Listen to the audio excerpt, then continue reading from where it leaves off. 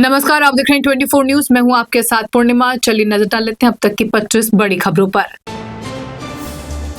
रविवार 2 अगस्त को Mumbai local train के यात्रियों की बढ़ेगी परेशानी। दरअसल रेलवे ट्रैक, सिग्नल प्रणाली और अन्य इंजीनियरिंग वर्क के चलते मध्य और हार्बर लाइन पर रहेगा मेगा ब्लॉक, जबकि पश्चिम रेलवे पर दिन में नहीं होगा कोई ब्लॉक।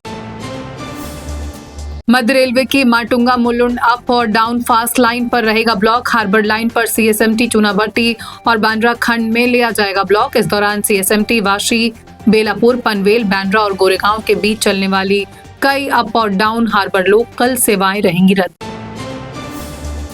मुंबई लोकल ट्रेन के यात्रियों की बढ़ सकती है परेशानी। दरअसल बांद्रा से गोरेगांव के बीच हार्बर लाइन सेवा को 45 दिनों के लिए किया जा सकता है बंद। मुंबई सेंट्रल से बोरीवली के बीच छठी रेलवे लाइन के निर्माण कार्य और बांद्रा खार रोड रेल फ्लाईओवर के पुनर्निर्माण के लिए रेलवे ले सकता है फैसला। मुंबई डिवीजन के सभी स्टेशनों पर आवारा कुत्तों की समस्या से निपटने के लिए पश्चिमी रेलवे ने उठाया बड़ा कदम। सभी स्टेशन अधीक्षकों और प्रभारी स्टेशन मास्टर को नोडल अधिकारी के रूप में किया नियुक्त। स्टेशन पर कुत्तों को आने से रोकने की होगी जिम्मेदारी। अवैध विक्रेताओं पर लगाम लगाने के लिए पश्चिम रेलवे की नई तैयारी। चर्च गेट विरार लोकल में 40 अधिकृत फेरी वालों को मिल सकता है लाइसेंस। पेन, रुमाल, पत्रिकाएं, मोबाइल एक्सेसरीज, खिलौने और अन्य गैर खाद्य वस्तुएं बेचने की मिलेगी अनुमति। अवैध वेंडरों पर कसेगा शिकंजा। ठाणे रेलवे स्टेशन पर बढ़ती भीड़ को कम करने के उद्देश्य से ठाणे और मुलुंड के बीच प्रस्तावित नए रेलवे स्टेशन के निर्माण को गति मिलने की उम्मीद। सांसद नरेश मास्के ने की नई दिल्ली में केंद्रीय रेल मंत्री अश्विनी वैष्णव से मुलाकात। परियोजना के लिए मंजूर 250 करोड़ रुपए की राशि जल्द जारी करने की मांग।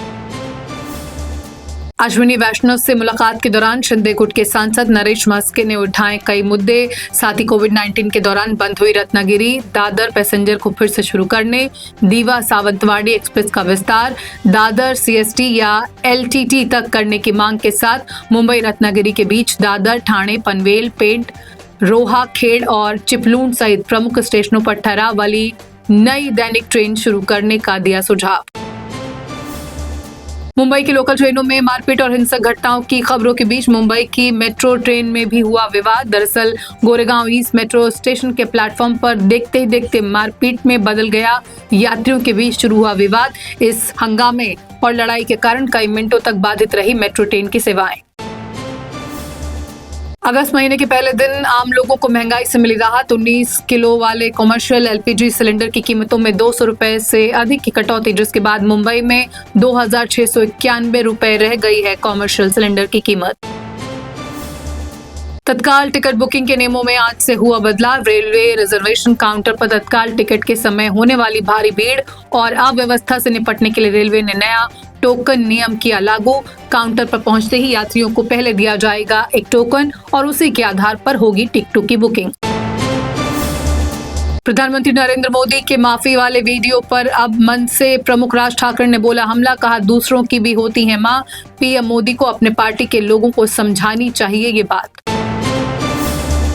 मंच से प्रमुख राज ठाकरे ने पीएम मोदी की दिवंगत मां पर की गई टिप्पणियों को बताया गलत। पर पीएम से पूछा सवाल, अपने बच्चों को तो माफ कर दिया, लेकिन अपनी जान देने वाले बच्चों के मां बाप से कौन मांगेगा माफी।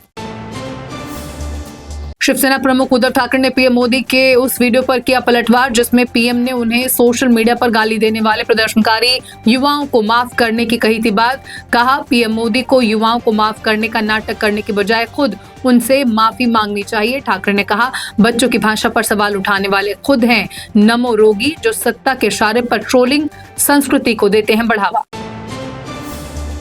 पीएम मोदी के वीडियो पर पलटवार करते हुए उद्धव और राज दोनों ने बोला हमला। राज ठाकरे ने कहा सोशल मीडिया पर अभद्र भाषा और ट्रोलिंग की शुरुआत पिछले 12 सालों में भाजपा की ट्रोल टीम ने की, जो अब उनके गले पड़ी। उद्धव ने कहा पीएम मोदी को उनसे मांगनी चाहिए माफी, जिनका पेपर लीक के कारण बर्बाद हो गया है भविष्य। महाराष्ट्र नवनिर्माण सेना के मुखिया राज ठाकरे ने सिद्धिविनायक मंदिर को लेकर किया बेहद चौंकाने वाला दावा। कहा हर साल मंदिर की दानपेटी से चोरी होता है 18 करोड़ का चढ़ावा। डीसीएम शिंदे को लिखे गए शिकायत पत्र को भी पढ़कर सुनाया। केंद्रीय गृह मंत्री अमित शाह ने राष्ट्रीय सुरक्षा सलाहकार अजीत डोभाल को प्रतिष्ठित लोकमान्य तिलक राष्ट्रीय पुरस्कार से किया सम्मानित। देश की राष्ट्रीय सुरक्षा, आतंकवाद के खिलाफ रणनीति और उत्कृष्ट जनसेवा में उनके असाधारण योगदान के लिए दिया गया ये सम्मान। राष्ट्रीय सुरक्षा सलाहकार अजीत डोभाल को मिले प्रतिष्ठित लोकमान्य तिलक राष्ट्रीय पुरस्कार को लेकर बोले सीएम फडणवीस। कहा, पुणे की धरती में एक चाणक्य ने दूसरे चाणक्य का किया सम्मान। डीसीएम शिंदे ने कहा, अजीत डोभाल हैं देश के असली धुरंधर। केंद्रीय गृह मंत्री अमित शाह के पुणे दौरे के दौरान देखने को मिला बवाल। दरअसल जंतर मंतर पर हुए लाठीचार्ज के विरोध में अमित शाह के खिलाफ कई जगहों पर किए गए विरोध प्रदर्शन।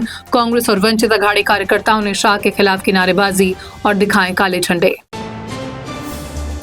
शिवसेना यूबीटी सांसद संजय राउत का केंद्रीय गृह मंत्री अमित शाह पर बड़ा हमला। कहा, जलियांवाला बाग कांड जैसा हुआ है जंतर मंतर कांड। राउत ने शाह को बताया जनरल कायर, जिस पर बीजेपी ने किया पलटवार। नवनाथ बन ने कहा, राउत और ठाकरे हैं कांड करने में मास्टरमाइंड। अभिजीत दिपके और कॉकरोच जनता पार्टी के विदेशी फंडिंग को लेकर शुरू हुई जांच। केंद्र सरकार की तरफ से ईडी, महाराष्ट्र सरकार की तरफ से गृह विभाग ने शुरू की जांच। गृह राज्य मंत्री पंकज भोयर ने कहा, गलत तरीके से हासिल हुए धन पर होगी सख्त कार्रवाई। मुंबई के मंत्रालय स्थित कैंटीन में फिर की गई डीप क्लीनिंग। दरअसल बॉम्बे हाईकोर्ट ने स्वच्छता को लेकर जारी किया था नोटिस, जिसके बाद कैंटीन में साफ सफाई को लेकर रखा जा रहा है विशेष ध्यान। जल्द ही कोर्ट द्वारा गठित कमेटी कैंटीन का करेगी निरीक्षण। मुंबई के रविंद्र नाट्य मंदिर में मनसे के कार्यक्रम के दौरान दिखा हैरान करने वाला नजारा। दरअसल मंच पर बोलते बोलते अपना भाषण भूल गए विद्यार्थी सेना के अध्यक्ष अमित ठाकरे। कुछ पल की खामोशी के बाद भाषण भूलने की बात को मंच पर ही किया स्वीकार। भाषण छोड़कर स्टेज से उतरे और फिर भाषण याद कर वापस आए अमित ठाकरे। कुछ देर के लिए असहज थी स्थिति, हालांकि बाद में अमित ठाकरे ने पूरा किया अपना भाषण। महाराष्ट्र में एम्बुलेंस सेवा को अधिक सक्षम, पारदर्शक, सुरक्षित और आम जनता की पहुंच में लाने के लिए मोटर वाहन विभाग जल्द ही लागू करेगा महाराष्ट्र राज्य एम्बुलेंस पॉलिसी। परिवहन मंत्री सरनाइक ने कहा, एम्बुलेंस सिर्फ एक वाहन नहीं बल्कि आपातकाल में मरीज का जीवन बचाने वाली है जीवन वाहिनी। एम्बुलेंस के रजिस्ट्रेशन से लेकर सेवा, रिस्पॉन्स टाइम, दर निर्धारण और मरीज को अस्पताल पहुंचाने तक की पूरी व्यवस्था को सुव्यवस्थित करना है इसका उद्देश्य। महाराष्ट्र के नासिक में भारी बारिश के बीच सड़कों पर बने गड्ढे हुए जानलेवा। इसकी वजह से हुए हादसों के कारण 4 लोगों की हो चुकी है मौत। लोगों में आक्रोश के बाद गड्ढे भरने, सड़क मरम्मत, मिनरल मटेरियल, वेट मिक्स, मुरूम, जीएसबी और कोल्ड मिक्स डामर सामग्री से सड़कें दुरुस्त करने का काम हुआ शुरू। कॉमनवेल्थ गेम्स में भारतीय खिलाड़ियों का जलवा। जूडो में दिल्ली के हर्ष सिंह और त्रिपुरा की अस्मिता डे ने गोल्ड जीतकर रचा इतिहास। वहीं जैवलिन थ्रो में नीरज चोपड़ा ने जीता सिल्वर।